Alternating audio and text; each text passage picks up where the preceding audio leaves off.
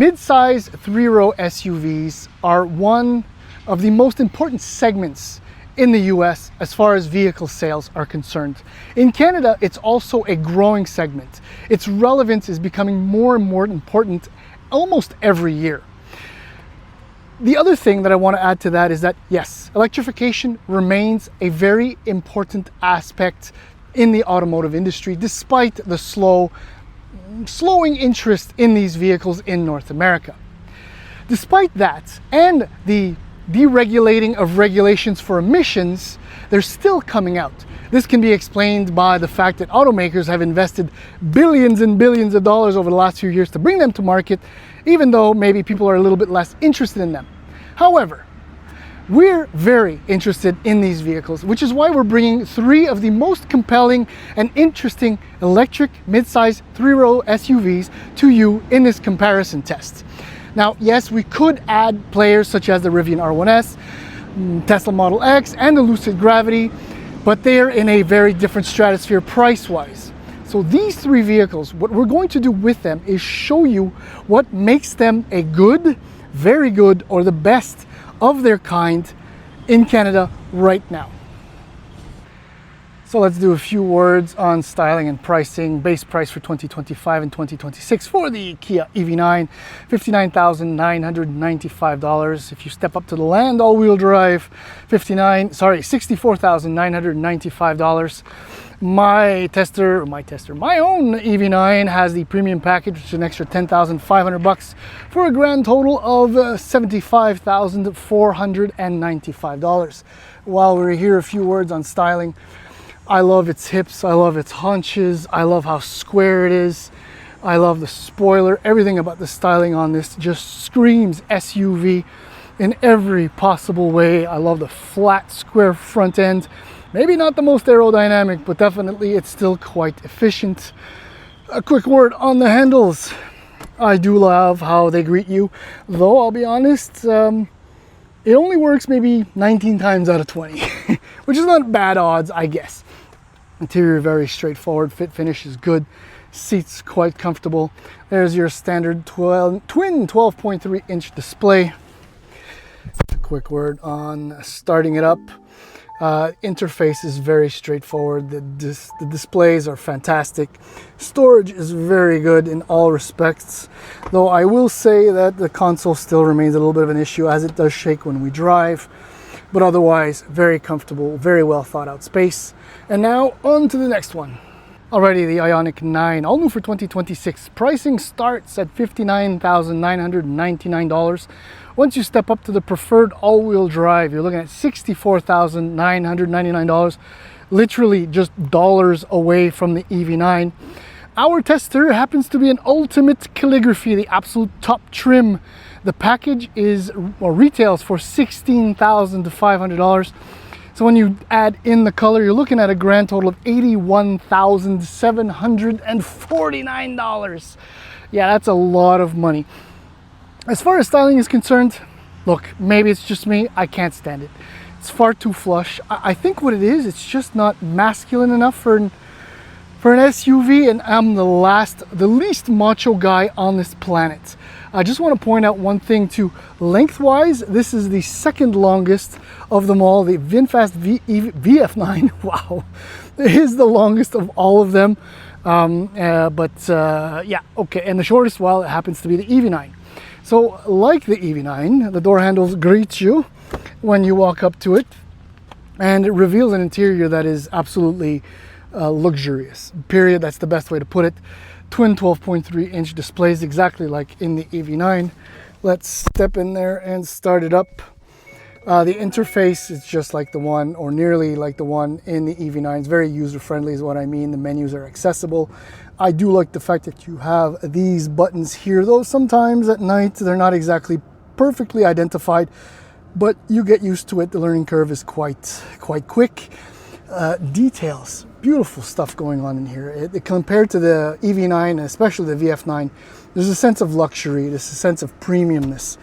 Your drive modes here. Storage is actually pretty good. I love the twin little bins down here. And here's a neat trick. So you have the central armrest that actually opens up in both directions. I really like that. Seats are quite comfortable, and that's it. Let's move on to finding out what it's like inside in the other two rows. Now, as far as styling is concerned, the Pininfarina designed VF9 is, well, it's a stunner. It looks like nothing else in the segment, and I am including the Gravity and all the other models that are priced way out of this comparison. The styling, the front end is the most aggressive, the most appealing. I love it's got a combination hearse station wagon crossover line to it, which is devastatingly attractive. There are some serious compromises as far as that's concerned, but we'll find out more about that in a few moments. But yeah, there isn't a bad angle on this vehicle whatsoever. As far as pricing is concerned, well, things get a little bit weird because I was unable to secure good pricing, in a sense, I guess, for the video, or in time for the video. So the base price for the 2025 Eco is $74,890. And the Plus, which is what this is, in 2024 retailed for $78,890. So with a few options, including the 6-seat configuration, which I'll show you shortly, and the Neptune Gray paint job, you're looking at $81,815. The good news, I suppose, is that it is eligible to up to $16,000 in VinFast credits, which is kind of insane when you think about it. We're going to do a quick tour on the inside. Things that are annoying on this: these door handles, no good. Even though it has soft closed doors and they do pop out, the door handles are incredibly, not inappropriate, but lack absolute ergonomics. They're too big, too bulky, just no good. So like very much a Tesla, it's a single screen when you get in. 15.6-inch display, and yes, the vehicle stays on until it is locked. So right now it's been running quite a bit, but impressively so, I have to admit. The menus are still very straightforward. Drive modes, various other parking modes, if you will. This is how you access your regen levels. AC, you know, there's still a little bit of a learning curve, but overall it's still very user friendly. Storage is decent in most respects, but this is a considerable annoyance as well. I can't tell you how often going from drive to reverse, when maneuvering, the delay in activation is utterly frustrating, like few others have been. I'm sure that's just a software thing and can be easily fixed. There's a real cockpit approach to the way this is laid out, and it kind of has, it kind of ties into Pininfarina, I guess, and its pedigree. Lovely steering wheel, and the buttons to open doors on the inside, and should they fail, you have the latches there. And speaking of kind of fail, the sill on the side is so big that it is next to impossible not to rub your calf when getting in and out. In the winter, that will be an absolute catastrophe. And if you want to avoid it, you really have to kind of push yourself out in order to not slide on it. But for all intents and purposes, it's still a very attractive SUV. So for those who truly require a 3-row, that they're actually going to use the 3rd row of seating, the Ioniq 9 is very difficult to beat. I mean, thanks to the extremely wide opening door, even for a guy like me, old, grays, whatever, access is literally child's play. It's really impressive. And I mean, I have a booster seat beside me, and there's still a generous, and I do mean generous, amount of room. Speaking of generous amount of room, headroom, huge, as I like to say. I'm just shy of 5'10", so, and I'm wearing a hat. This is very impressive. Also impressive, well, because it's a 3-row 6-seater configuration, thank you Ultimate Calligraphy, the 2nd row, I will close the door, is a fantastic place to sit. You have the adjustable armrest. There is loads of room, great visibility. Shades are fantastic, plus storage, door bins, and this really cool pull-out tray where you can hide and stash stuff. Truly, this is a place where you want to sit for many, many hours on your next road trip to, say, Vancouver. And now to the EV9. Once again, if you actually want a 3rd row of seats that you're gonna use, this is also a great option because wide opening doors, once again, very high cut, ease of access, easy peasy. No power seats because not a big trim like the other one, but again, loads of headspace. As you can see, there's a child seat beside me too. I'm actually comfortable. Visibility is good as well. Cup holder, storage, USB ports, it's all good. And again, well, in this case, because premium package, thank you. 3 rows, 6 seats. I will close the door. Once again, very comfortable place. The seats are actually fairly supportive. They look great and they're also supportive. Shades, once again, cool and heated back here. And just like the Ioniq 9, you get a nice storage, but you also get a table on top of the tray. Huh? How about that? This is another place where, you know, drive as long as or until the battery runs out. And now with the VF9, as you can see, this is probably the best I've ever looked. The roof line is much lower than the other two, which means that ingress and egress is a little bit more complicated to the third row. I think we can qualify this one as an accessory third row, contrary to the other two. And as you can see, the seat has to be tumbled forward. That's very old school, at least it is in 2025. However, access, even for an old man like me, isn't that bad. But things get really cramped back here. Headroom, not bad actually. Pretty good, right up to the glass. But I'm afraid for my toes if I flip the seat down. Not only that, but contrary to the other two, the seat cushion is so low that I think in an emergency braking situation, my nose will smash against my kneecap, which is not something I would recommend to anyone. And as you can very well see, there is a colossal center console, which is pretty much a double of the front center console between the two seats in the second row. So, got to do it old school, which the old school is sometimes a good school, right? I'm from the old school. Anyhow, but however, as far as second rows go, this one is the plushest, the most comfortable and satisfying. In fact, the rear seats are more comfortable than the front ones. However, being the most expensive by a little bit, no shades, but then again, you know, the windowed surface is so small. Storage, decent. Actually, the door bins are massive, the biggest ones, and there's just a little pocket down here, but you do get an 8-inch screen back here to control your HVAC settings and all of that. However, it is locked out because with the kids in the back seat, they will control everything. And you know what? They can actually control the front seats and the media from back here. So my 9-year-old son will have a great time turning the heated seat on when it's 40 degrees Celsius outside, just to upset daddy. So other than passenger space, the other most important consideration for mid-size 3-row SUV buyers is trunk space. Here in the EV9, well, we're looking at about the middle of the pack in this trio, which behind the third row, you get up to 573 liters of space. This gives you an idea of what you can actually pack in there, you know, with minimal effort. There isn't any space to speak of behind or under the floor, I should say. Behind the second row, when the third row is down, you're looking at 1,233 liters of space, which again puts it in the middle of the segment. However, if you compare it to some ICE, internal combustion engine, mid-size 3-row SUVs, this is still on the low side, but again, is in the middle of this trio. Now, one of the cool things about most EVs is that you have access to a frunk because no petrol engine. Now, in the EV9, if you take a land all-wheel drive such as mine, you're looking at 52 liters of space. So I have my charging cable, the contents of my usual glove box, and washer fluid. If you take a Land or a Wind single motor, you're looking at 90 liters of boot space. So on the low end of this trio, we find the VF9.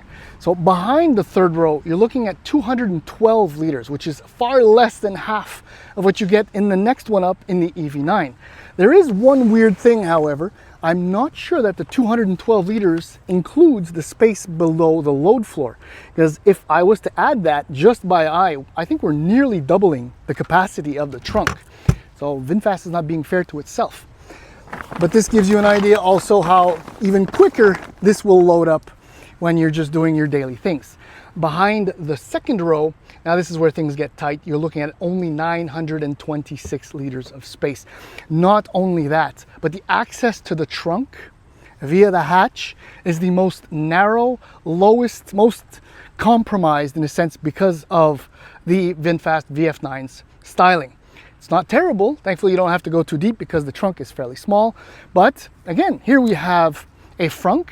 But contrary to perhaps expectations, the VF9, only available as an all-wheel drive, has the largest frunk at 100 liters, which is kind of cool. And I have to be honest, this is really neatly put together. However, as you can see, these are the vents on the hood, right, from the underside. And we found out that it doesn't exactly seal with the other half of the vents that go through the grille, meaning that water and other contents that are corrosive actually make their way to the bolts or screws that hold some of the plastic trim together. That is of mild concern. And now on to the Ioniq 9, which is obviously the volume winner as far as interior capacity is concerned, as behind the third row of seats, you're looking up to 620 liters of space. This case, which is a carry-on size case, as well as a backpack, gives you a pretty good idea of how much space there actually is here. Again, like the EV9, next to no space to speak of below the load floor. Now, if you lower the third row, you're looking at 1,323 liters of space, making it the most user-friendly of this trio. Now, speaking of user-friendliness, unlike the VF9 and the EV9 in both ways, the opening here is also compromised given the shape and profiled aerodynamic whatever thing the Hyundai was going for, because you can see that the edges are rounded out. The EV9, as far as access to the trunk, is by far the most user-friendly. Again, we have a frunk. And you may have guessed that because the Ioniq 9 is the EV9's kissing cousin, I suppose. No, you also have two different sizes of frunk. Now, because this is an ultimate calligraphy, it has the dual motor, so you're looking at 52 liters of space, just like the EV9. But if you take the single motor, you get up to 88 liters. So the EV9 wins that one out by 2 liters.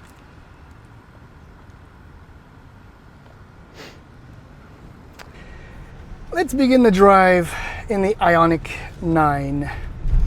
So as you may know, it features a fairly large battery, fairly larger than the one in the EV9 at 110.3 kilowatt hours. When fully topped up, the ultimate calligraphy, I'm just going to focus on that, will deliver up to 500 kilometers of range. Now, if you take one of the lesser powered lower trims, you're looking at up to 539 kilometers. So the loss for the second motor is very minimal. And because it is the EGMP over at Hyundai, that means it's capable of 400, 800 volts, up to 350 kilowatts of charging, meaning that 10 to 80 is done in about 24 minutes. All that applies to the EV9 as well. That is if you can find a charger that will push that much power. That is, well, first, if you can find one, and two, well, if it's working. I'm not being pessimistic, I'm being very realistic. Okay, so the Ioniq 9, as spec'd with the dual motors, is endowed with 422 horsepower and 516 pound-feet of torque, which means that despite weighing 6,000 pounds, I'm just in normal drive mode, this thing will still boogie to 100 kilometers an hour from a standstill in only 5.2 seconds. You know, you're gonna have the kids aboard and all the junk, and it's quite amazing, in fact. The reality, or the bottom line with the driving of the Ioniq 9 versus, for example, the EV9, is just the overall comfort and refinement. It is just a notch above that of the VF9 and the EV9 without being floaty. And I'll touch on that when I get behind the wheel of the VF9. Generally speaking, the driving experience is quite good. The handling is decent. The multiple regen braking modes are very user-friendly. All in all, it's an excellent drive. It accepted. Okay, and now driving the VF9. It's incredible how going from the Koreans to the Vietnamese, how they are different. Obviously, the Ioniq 9 and the EV9 are not identical twins, so you can understand why the difference with this one is so obvious.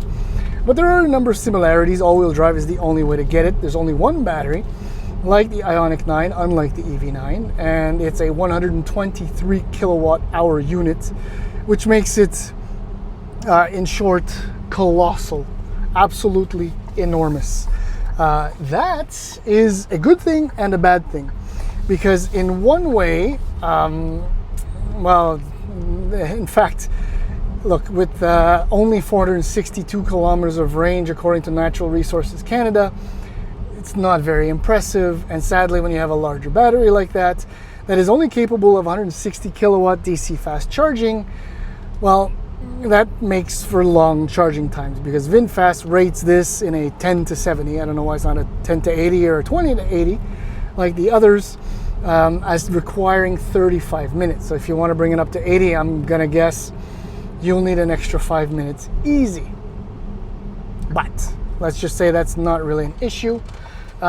Power is good, I admit. 402 horsepower, 457 pound-feet of torque. It's actually quite impressive. I'm just in normal drive mode, and this thing really picks up a lot quicker than numbers would suggest, because according to VinFast, this requires 6.7 seconds to hit 100 kilometers an hour from a standstill, which is a full second and a half more than the Ioniq 9 and a second more than the EV9. But the issue is the weight. 6,500 pounds is what this thing weighs. And that has other repercussions, because the average consumption right now in the driving we're doing, 25 kilowatt hours per 100 kilometers, whereas the Ioniq 9 is averaging about 23. And we're not being exactly very nice as we're driving them around. So all things being equal, I think the Ioniq 9 is far, far more efficient than the VF9. I'll tell you a bit more about the EV9 very shortly. But what I can say, as far as the driving experience is concerned, is that the VF9 is comfortable. But comfortable because the ride quality, some will qualify as comfortable. It's actually floaty because of the mass. The suspension, including the air ride in the rear, just has a hard time managing the masses as it moves. So it floats. Not exactly the best, nor is it the worst feeling of them all. But you could do worse I don't want to say in the EV9, because the ride is not entirely comfortable, to be absolutely frank. But in the Ioniq 9, it's far, far more controlled and, well, I'll use the same word again, comfortable. As far as brakes and steering are concerned, the VF9 is just absolutely fine, no issues there. But it's not my favorite. Still, what a difference. Now I'm aboard the EV9, and stepping out of the VF9, this vehicle feels like it weighs literally a ton less. The reality is that it weighs about 700 pounds less, and it almost feels, despite weighing 5,800 pounds, it feels nimble, quick, reactive compared to the VF9, and even compared to the Ioniq 9. That's probably one of the main reasons why I like this one as much as I do. Now, this one has a 99.8 kilowatt hour battery. So it's the teeny tiniest one of the trio. It does start off with a smaller battery, but there is this battery with, I believe it's the wind trim, if not light. My memory is getting fuzzy, but it'll give you a 491 kilometers of range. And when you get up to the land all-wheel drive with some equipment for 2026, range goes down to 455 kilometers. So it's not that far off from the VF9 at 462 with a 23 point something % larger battery. But there is a little bit less power, 379 horsepower versus 516 pound-feet of torque versus 402, 457. But thanks to the lightweightness of the EV9, it's a lot quicker to 100 kilometers. I mean, 0 to 100 kilometer an hour sprint, and I'm just in normal drive mode, is under 5.5 seconds, and it feels it. The torque is just exceptional. And given that the torque figure is the same despite the horsepower being down over the Ioniq 9, it feels just as quick. You wouldn't believe that this thing is down, I don't know, was that 21 plus 22 makes 43 horsepower, but the same torque. The ride quality is very different than both the other vehicles, where it's a lot grainier. And yes, I do have aftermarket wheels, but I have the exact same tires, the Hankook Ion EV tires, as the Ioniq 9. So that is not an issue. But I do feel more of what's going on in the road surface.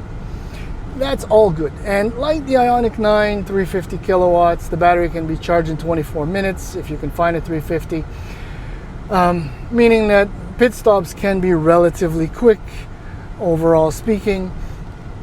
But yeah, back to the drive.